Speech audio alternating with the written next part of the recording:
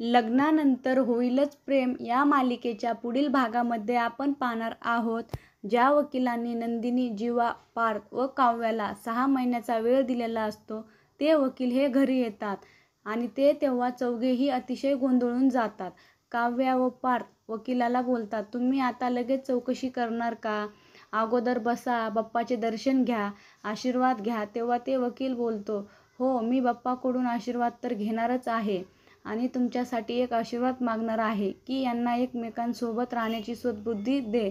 तर तिकडे आपण पाहतो जीवा हा दुसऱ्या वकिलाला बोलतो, ज्या वेळेस मी केस फाईल केली तेव्हा मी काय माती खाल्ली आहे हे मला समजले. तेव्हा वकील बोलतो, मग आता ही माती खाल्लेली तुम्ही सुधारण्याचा प्रयत्न करा. तर तिकडे आपण पाहतो महिला वकील ही बाप्पाची पूजा करत असते. तेव्हा मानिनी त्या ठिकाणी येते आणि नंदिनीला व काव्याला विचारते, ह्या कोण आहेत? तेव्हा ती वकील बोलते, काव्या तू माझी ओळख करून देणार आहेस की मी स्वतःहून करून देऊ? तेव्हा काव्या काहीच बोलत नाही.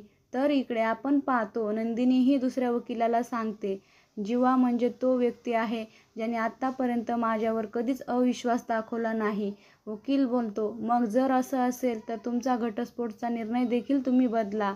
एकमेकांपासून घटस्फोट घेऊ नका. तेव्हा नंदिनी देखील विचारामध्ये पडते. आता पुढे येणाऱ्या भागामध्ये काव्या, पार्थ, नंदिनी व जीवा हे घटस्फोट घेण्याचे रद्द करणार का हे पाहणे अतिशय रंजक ठरणार आहे.